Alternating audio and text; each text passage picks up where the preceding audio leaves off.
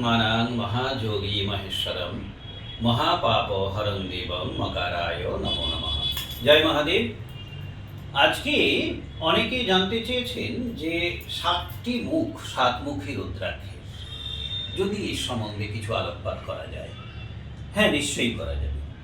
বিভিন্ন পুরাণ মতে এই সাতমুখী রুদ্রাক্ষের সাতটি মুখের নাম উল্লেখ করা হয়েছে। পদ্ম পুরাণ অনুসারে এই সাতমুখী রুদ্রাক্ষের সাতটি পবিত্র সর্প, শনিদেবের যে পবিত্র সর্প, সেই সর্প ঐশ্বরিক শক্তিকে প্রতিনিধিত্ব করে। এই সর্প, তো এই সর্পের নাম অনুসারে সাতমুখী রুদ্রাক্ষের সাতটি মুখের নাম হয়। কি কি নাম না বলছে যে অনন্ত, কর্কট, পুণ্ডরিক, তক্ষক, বশশিবন, করস এবং শঙ্খচূড়। এই সাতটি মুখ সাতমুখী রুদ্রাক্ষের। আবার একাধারে বা একটা জায়গায় দেখা যাচ্ছে যে সপ্তমাতৃকার নাম অনুসারেও সাতটা নাম হয়, সাতটি মুখের নাম। মহালক্ষ্মীর যেহেতু প্রতিনিধিত্ব করছে সাতমুখী রুদ্রাক্ষ, সেটা কে কে না ব্রাহ্মী, মহেশ্বরী, কৌমারী, বৈষ্ণবী, বারাহী, ইন্দ্রাণী এবং চামুণ্ডা।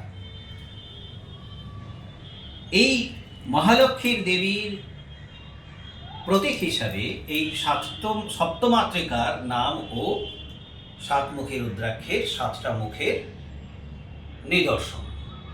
তো বুঝতেই পারছেন যে কত শক্তিশালী এই রুদ্রাক্ষ। এই রুদ্রাক্ষ অবশ্যই ধারণ করুন, প্রত্যেকটা মানুষ ধারণ করুন। আর এই শিবরাত্রিকে বৃথা যেতে দেবেন না। এই যে মহাশিবরাত্রি আসছে আমাদের, এই শিবরাত্রিতেই রুদ্রাক্ষকে যথাযথ বিধি মেনে ধারণ করুন। এবং এই রুদ্রাক্ষ অর্থ, সমৃদ্ধি, আগেও বলেছি, সুস্বাস্থ্য, কর্মজীবনে সাফল্য, রোগ ভোগ থেকে মুক্তি, অনেক রকমের রুদ্রাক্ষের গুণগান বলে শেষ করা যাবে না। সাতমুখী অতি পাওয়ারফুল রুদ্রাক্ষ বর্তমান সময়েতে আদি যুগ থেকে চলে আসছে।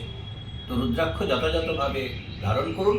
আর কোথায় পাওয়া যায়, কিভাবে, তাদের ফোন নাম্বার, বা যদি প্রাণ প্রতিষ্ঠা করে নিতে হয় রুদ্রাক্ষ, সেই সম্বন্ধে আমি পরের ভিডিওতে বলছি।